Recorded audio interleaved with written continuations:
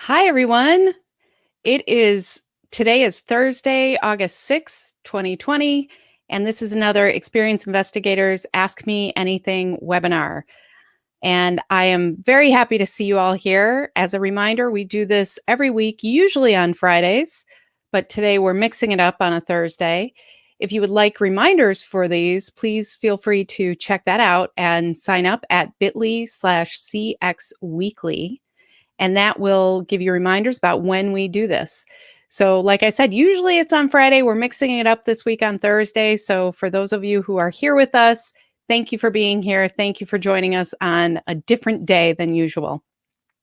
So for those of you who don't know me, I am Jeannie Walters, and I have been in the customer experience world for about 20 years now.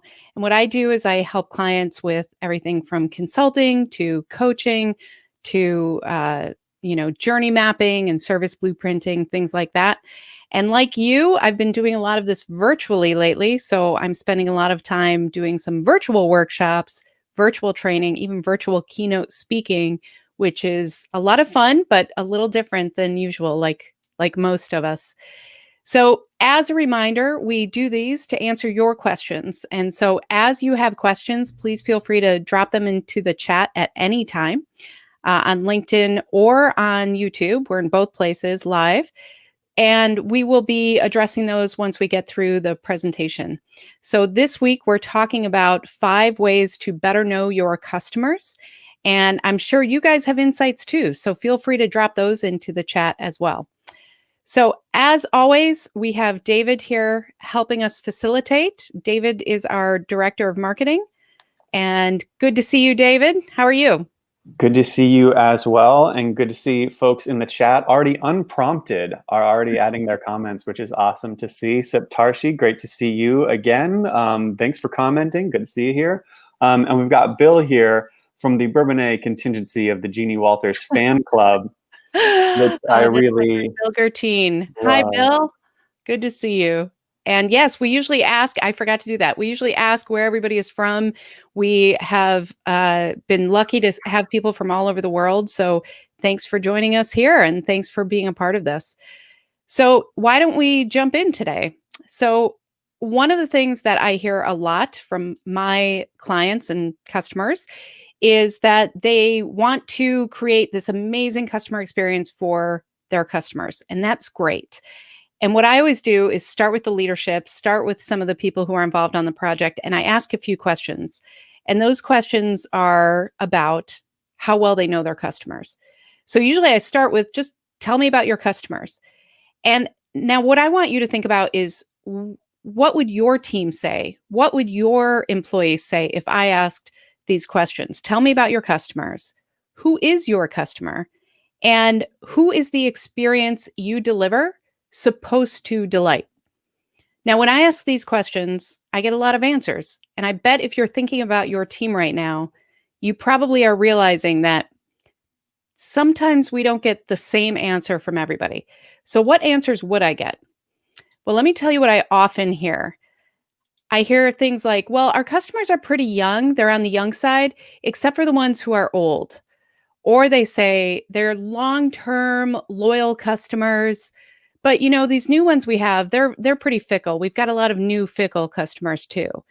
And then they say that their customers might have leadership roles and they get very proud of that. And then they say, well, except for the ones who are in the field because they're not really in leadership, but they're still our customers. So you probably see the problem here. If we don't define who our customer is, it's a lot harder to design the experience we want for them. So if each employee defines the customer in the way that they think, then we don't have a consistent and a centralized vision of who that customer is that we're serving and who we're designing these experiences for. So a lot of times what I see is that each employee tends to define the customer in their own unique way. And so they might base some understanding of all customers on a single customer they happen to know. I hear this a lot with account management teams and sales teams. They zero in on that one customer that they really know and like, and that's who they believe all their customers are. The other thing that can happen is some project their own preferences or biases onto their customers. So they say things like, well, I think they all are like me. And, in Chicago, they might say, oh, we've got all the Cubs fans because they're a Cubs fan, or vice versa. I mean, it sounds kind of silly, but that's what we do. We project onto other people our own biases, our own preferences. And so we believe that everybody is like us. And some just confidently guess. They take a few swipes and they think, well, I think our customers are this. Or in B2B, a lot of times what happens is, you know, people might join a B2B organization, be defining and designing experiences for customers and say, well, our customers are construction workers. And so they might not have ever met a construction worker, but they have an image in their head of who that is, and they believe they know them. So they kind of confidently guess about who that person is, even though they might not really have a lot of evidence or data to back that up. But in anything you do in customer experience, defining your customer is a really important step. Now, this image is from one of my journey mapping courses on LinkedIn Learning. And when we talk about journey mapping, when we talk about, this is the thing that we're going to do, we're going to define the journey for the customer, we have to start with who that is. But it's not just journey mapping, it's for everything you do under that customer experience umbrella. You really have to understand, who are you doing this for? So today we're going to talk about 5 ways to better know your customers. The first thing is create a persona. We're going to talk a little bit about how to do that. We're going to talk about how to lean into the data that you do have, how to interview your customers, how to create anti-personas. And the last thing I want you to do is to remember to stay curious. We'll talk about that too. So let's dive in. So the first thing we want to talk about is how to create a persona. And for those of you who aren't familiar with what a persona is, it's a fictionalized representation of your customer. And it's usually kind of categorized by the archetypes of your customers. Now, I like personas because they humanize a lot of the data that we tend to lump in and say, these are our customers. It's hard for us to internalize data in the way that connects with emotions and decision making. But when we look at a persona, we start understanding who this customer is. So there are a couple ways to build your persona. You can start looking back on the different interactions that you've had. If you have no data to start from, this is where I suggest you start. You look at the last 100 interactions that you've had with customers, or you start looking at, annual or maybe 2 years back of who were these customers that you had. What are their commonalities? What are the things that they have shown you are important for the products and the services that you sell? And look for patterns, look for trends, look for the customers who have been with you the longest and the ones who maybe only lasted a month. What are the differences there? So as you start identifying similarities there, then you want to start building out things like, you might want to look at their demographics. You might want to look at their regions. You might want to look at how much they spent with you, all of these different things. In B2B, a lot of times we define customers by the role that they have, which is fine, but we still need to humanize that. So instead of just saying our persona is a CEO, get more into detail about that. What are their goals? What are their challenges? Things like internet access can be a big challenge to certain services. Things like cash flow can be a big challenge in B2B. So really look at, who are these people? And then sometimes we define them just by a name. I've seen things where they talk about, we've got 5 different personas. And remember, Jerry likes to fish on the weekends, which is great. But if you get a little more descriptive in who they are, that can actually start providing shorthand for your organization when you're talking about these personas. So in that journey mapping course that I talked about on LinkedIn that I have, we talk about personas a little bit. And the one we build out there is Hannah in a hurry. And this means that right away you get an impression of who she is and what she's trying to do. She's somebody who wants things quickly. She wants to accomplish her goal in the easiest way as possible. And when we dig in a little bit more, we realize that, Hannah really likes technology and apps, but she has little patience for poor user experience. And you know what? She will not call customer service. That is a last resort for her. So, what does this tell you? Well, this tells you that as you're designing experiences, as you're fixing things that are broken in the customer journey, that Hannah has certain expectations. She wants things to be as fast as possible. She wants things to be as efficient as possible. She doesn't have a lot of patience. And if she calls customer service, then that's probably a bad day for Hannah. And so knowing all of that about her helps us make different decisions as we design the customer experience and the journey that Hannah is on. So you can do personas a bunch of different ways.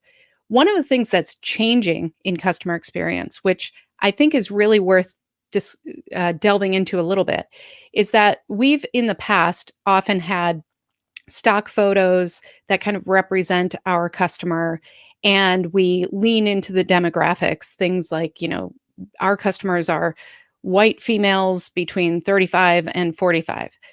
But one of the things that is happening is that we're starting to move away from that more specific demographic information, because what that might do is prevent us from serving all of our customers. So people are going away from even genderizing their personas and using, either unisex names, more androgynous names, or initials, so that you can really see that this is not something that is just for men or just for women. It's more about serving all of our customers. And then we're using more imagery, more like clip arty, cartoony things that represent the customer instead of the stock photo. The other thing I've seen is that if you layer in a few stock photos, you know that Alex could be a 35-year-old white woman, but could also be a 65-year-old African-American man. And so by layering in those ideas, we're starting to practice more diversity and inclusion in customer experience, which I think is really, really important. So just be aware as you build these personas, not to put people too much in a box, because then you might actually not unintentionally not be serving all of your customers. So the other thing I want you to think about as you're building your persona, or after you've built your persona, or if you don't want to build a persona, is to lean into the data that you have. There's a bunch of really interesting things happening with customer data right now. Some organizations have so much that they don't know what to do with it. They don't know where to dive in. It's not centralized. It's hard to figure out. Some have too little. They really don't know who their customers are. They've never done feedback surveys. They've never really reached out and figured out who are these people that we're serving. They just kind of have customers coming to them and hope for the best. So what I want you to think about is what is the data that you have and what is most accessible to you. Because it can be very overwhelming if you have all of that data to think about, oh my gosh, how are we going to get through all of this and really figure out who our customers are? For this, what I would say is figure out what is the formal data that you have. And that's things like NPS surveys, Net Promoter Score surveys. You might have a way to track customer satisfaction rates or customer effort score. If you have that sort of data, then you probably have some information about who your customers are. You also have things like the open-ended part of the feedback surveys that you do. So what are your customers telling you there? What can you glean about who they are from the comments that they make, or the complaints they make, or the questions they have? So look for that data as well. And then look at your social media comments, and look at your user reviews and all of those things, because they're talking about you there in a way that can tell you a little bit more about them as well. So knowing your customers is really about staying aware and continuing to listen to what they have to tell you. So this is one of my favorites. I love interviewing customers, and I actually love interviewing customers, former customers, and almost customers. Those are those prospects that shopped but didn't pull the trigger and buy. So in B2B, this is where we find a lot of these. And it's fascinating, because what I've found is that if you make the outreach to get this feedback, to find out from them, you know what, I want to hear more from you. I want to understand what we could do to really serve you better, or why we weren't a great fit for you.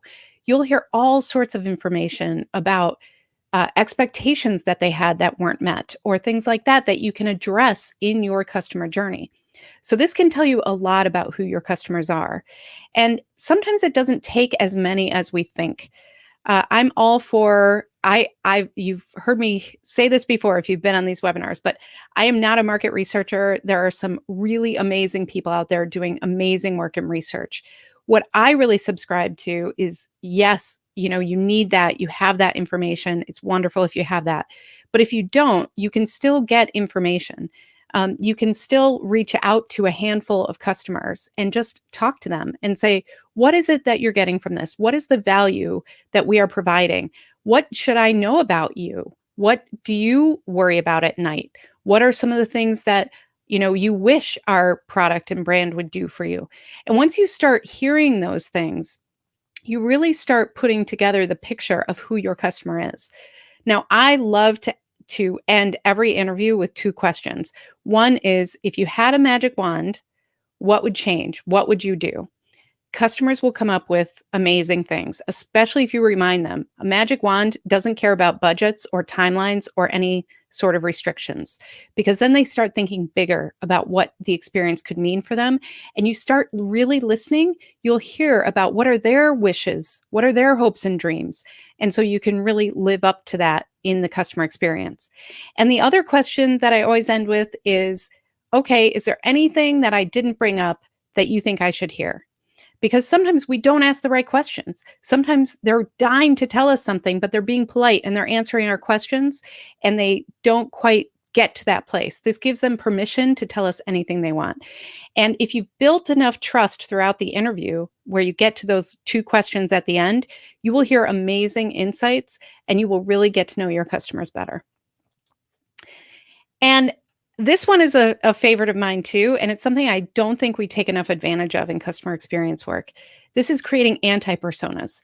What I mean by this is a lot of times we get very caught up in the customers who love us, who understand our products, who are on the journey, who are raving about us to their friends. So we always start with those when we are doing personas or really trying to figure out who our customers are. And in fact, I think that when we do journey mapping and things like that, one of the things I always recommend to my clients is that instead of thinking about your best customer on their best day, think about your worst customer on their worst day. Because if you can think about them and serve them, you will serve so many other people. But we don't like to think about it. We don't like to deal with the complainers. So sometimes we just don't when we're talking about our customers. But if you can create anti-personas about the complainers and the detractors and the naysayers and even your competitors' customers, that can give you a lot of insight, not only into who your customers are, but maybe who you don't want as your customers. That's okay too. But figuring that out helps you really focus on the experience that you want to deliver and exactly who you're delivering it for. And that's what we're getting at here, making sure that we are all aligned on who is our customer and who are we really serving and designing experiences for. And then finally, stay curious, because guess what? People are complex and we are totally irrational and emotional and we make no sense. And so we can try really hard to create a persona and to dig into the data and to create these anti-personas and everything else, but it will never be enough to put people squarely in a box. And so the other thing that happens here is that we all evolve. We have different needs, we have different expectations. So that beautiful persona that we put together in 2019 might not be serving us in 2020 because everybody's in a different situation. People are reacting differently. They have different emotions. They have different decision-making criteria. And so stay curious about who your customers are. Invite them into the process using things like customer advisory boards. There are so many tools now. There are interactive customer journey mapping tools where you can actually reach out and invite customers into that process. You can create virtual focus groups. There are all sorts of ways. Even just kind of keeping that line of communication open, making sure that you're providing enough outreach and providing enough points of feedback where they know they can reach out to you and let you know. Because we've all had those experiences as customers where we felt like, oh, this is great. I love this brand. And then after a few months, we're thinking, it's not as great as I thought. and they're not really paying attention to me anymore. And there's nowhere for me to put this. There's no feedback way that I can provide. There's no way I can provide this feedback. So really stay curious about who your customers are and do that without cynicism. And that's easier said than done because sometimes we will dismiss a customer completely. We'll say, "Well, they're the outlier. Oh, they always complain. Don't worry about that one." And I encourage you to kind of call each other out on this in your teams. If you hear that cynicism, if you hear somebody just say, "You know what? We don't have to listen to that group of customers. They don't matter." Then ask yourself, who are they? Who are these customers? And why don't they matter? And what can we do to get to know our customers better and really listen with an open mind to what they have to say? So, to recap, these are the 5 things that we talked about: create a persona, lean into the data that you have, interview your customers, create anti personas, and stay curious. And just, I want to kind of reiterate this point because we can talk all day about personas and customer segmentation and all of these amazing tools that we have to really categorize customers. But at the end of the day, we are all uniquely unique. Humans are amazing, and we have this ability to be very individual. And so, no matter how much work around this we do, we're going to have somebody who looks like that persona. And then they're going to throw us for a loop because they're going to make a decision based on something we weren't even thinking about, based on something that is uniquely them. So just be prepared to really understand that your customers are unique and individual, and they might have similar job titles, they might have similar hobbies, but they make decisions based on emotions. And emotions are, based on our different backgrounds, our goals, the situation we happen to be in that moment, other things happening in our lives. So this isn't a way to just say like every customer line up, fit into these boxes. This is about doing our best to understand who they are and serve as many of them as possible. But we have to stay open to the fact that everybody is individual and we're never going to be perfect at this. We never will. But the effort we put in to get to know our customers, it will serve our brands and it will serve our customers. They will be glad that you took the efforts to do this. So I'm going to ask you one more time. If I asked your whole team, tell me about your customers, who is your customer, and who is the experience we're designing supposed to delight, would you get the same answers across the board? And if not, I encourage you to think about how to get to know your customers better. And if you are listening to this thinking, yeah, we all know exactly who our customer is, brava, great for you. I think that is something that a lot of organizations, they just skip this step and move on into pushing out products, pushing out services without really considering who they're serving. So I encourage you to continue thinking about that as we move forward. So at this point, we are open for questions to find out what you guys have to say and what you want to know about and anything else. Yeah, and first let's just touch on a couple of comments. Everybody really likes what you have to say today, Jeannie. If you were looking for a debate, today is not your day. Randy says, totally agree, stay curious. We have another LinkedIn user that says, keep customers involved, so important. Mhm. Agreed. Yeah. Yeah. Ironically, I think, I have heard from a lot of, and, large organizations who know what they're doing, who often will not um, include customers in things like journey mapping. It never occurs to them. So they end up with this internal inside out approach instead of really looking at what is the experience and who are these people that we're serving. hmm Let's start out with a question that came in from email. Just a reminder, these are often based on blog posts that go up earlier in the week. And so by all means, send in your questions by email and we can get to those ahead of time. This question, I'm familiar with customer personas. This is the first, though, that I've heard of anti-personas. Can you tell me a little bit more about what the goal of an anti-persona is? Yeah, great question. Yeah, I love anti-personas and they make everybody nervous, I'll tell you that. Because sometimes we don't want to know about these people. We want to kind of forget that we have customers who are complainers, who are kind of rattling the trees and telling us what they want us to do better. But of course, the complainers are the ones who are bringing you a gift. They are telling you something that otherwise you might not hear. And so the feedback from them is so, so important. But it's also important to know who are they? Because sometimes what happens is we design an experience for a persona that loves us, that is, one of those long-term loyal customers. They rave to all their friends. So we design the experience for them. And then the complainers actually have totally different expectations. They have totally different needs and goals, but we haven't bothered really understanding who they are.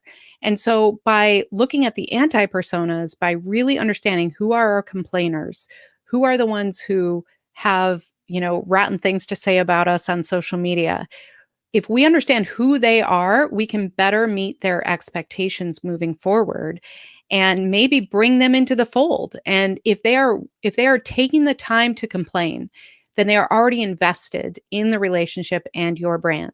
Because otherwise they would just leave and not say anything, which is what most people do. So look to that group to really understand what are their expectations and how are we falling down. Because if they're disappointed, if they're angry, it's about expectations not being met. The other thing that I like is looking at competitor customers, especially if you have that one competitor that you're always trying to beat or the one that's kind of nipping at your heels. Look for what is it that their customers are saying about them and who are their customers. Are they really the same customers? Sometimes we make assumptions about who our competitors' customers are. And then when we really dig in, we start seeing, you know what? This persona is totally different. They have totally different expectations because they don't want what we sell. And that's okay too. But that helps everybody get on the same page about who are we serving and who are we not serving. And that's okay. We can't serve everybody. We have to define who our customer is in order to deliver the best experience for them. So that's why I like anti-personas, because they kind of force those conversations around expectations and around the marketplace. Like, who are we really serving in the marketplace? And is this really the competitor that we think it is, or are we serving two different groups? And if so, that tells you a lot about how to market and how to serve them than if you're trying to serve everybody who maybe 50%, they're not really going to be your customer, and that's okay. So that's why I like anti-personas. Here, here. Let's get to a question from Patrice. This is actually something that I was wondering during this webinar as well. How should we get a consensus from our teams on who our customers are, especially, if each of us already have an idea of who our customer is and we're sort of defensive of that idea, how do we get everybody on the same page? Yeah, great question, Patrice. I think there are a couple things here. One is you can lean into data. Like, if you have a majority of customers who fit a certain profile, you start there. And you start saying, like, this is who we're serving today. And the question to ask is, who is the ideal customer that you want to serve? Who is the ideal customer that you're trying to get? That's a different conversation. But if you're looking for who is the customer of today, then data can be your best friend there, and you can find out a lot about who they are. The other thing I would say is, if you have that CX mission, that vision that you're trying to live up to, think about who would that best serve and define the persona that way, and then get everybody on board with who that person is. I always stress too, because people do get kind of caught up on details sometimes, and it can take a lot of people saying, well, I don't know if our persona is 45 or 46, and people get really caught up on those details because that's who they have in their mind. Remind everybody, this is not a perfect science. We are never going to categorize people in this perfect way. Even with AI and machine learning and everything else, we have a lot of tools in our toolkit now where we can understand people better. But humans are humans. We are individuals. So kind of embrace the imperfect nature of this with your team and let them know, like, we know this is not the perfect vision of who our customer is. Not every customer is going to fit this profile, but this helps us keep in mind the human that we're serving. This helps us keep in mind that we are doing this for a specific customer who is going through a specific journey. Now, you might have several personas in your organization because you need them. If you have different customers, if you have different journeys, you may want to develop a handful of personas. That's totally fine. But you have to start somewhere. You have to start with at least one to figure out, okay, what are the standards about how we're building these? What are the best practices? Who needs to be involved? And then you start building out the ones that you need throughout the journey development that you're working on. So that's how I would approach it. I would say embrace the imperfect nature of it and really communicate that. Say, we know this isn't perfect. We know that our customer down the street doesn't fit this profile, even though he comes in the store every day. But he's kind of the outlier. We have to look at who is our base customer and what is the persona that best represents them and helps us serve them the best way. Excellent. I've got a question here from Bill that I really like, despite the fact that it reminds me of old story problems from math class when I was a kid. Bill asks, Coldwater Creek had an avatar named Julia. She's 37. She's making six figures. She's driving a Volvo into work. She's Mhm. stuck in traffic, but she really wants to be in the mountains. Too specific? Oh, I love this. No, I think it's great. I think it's great. And honestly, I think this is a great example where every single shopper at Coldwater Creek did not look like this, right? They didn't drive a Volvo. They didn't think about the mountains, but they somehow still managed to enjoy the retail experience. And I think that the persona shares this story where suddenly you can envision who this person is. And what would she, well, she wants to, look like she can drive off to the mountains in her Volvo at any given moment. She wants to present a certain way.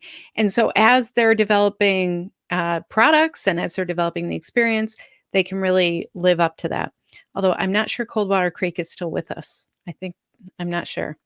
But the persona, I think, is a great example of telling a customer story, making sure that we really can internalize who this customer is. So that's a great example, Bill.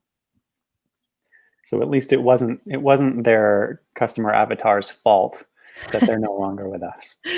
Maybe not. Here's a question from Saptarshi. Thanks, Saptarshi. What kind of data can we collect to know our customer? Mhm.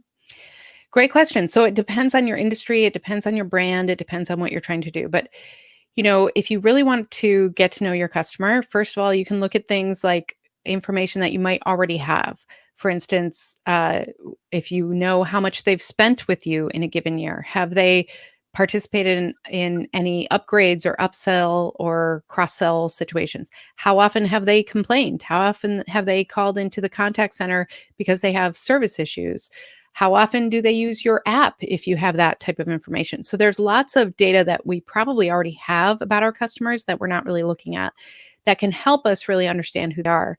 And then if you want to go deeper, you can certainly do more research around who are they? Where do they live? How much money do they make? What car do they drive? All of those things.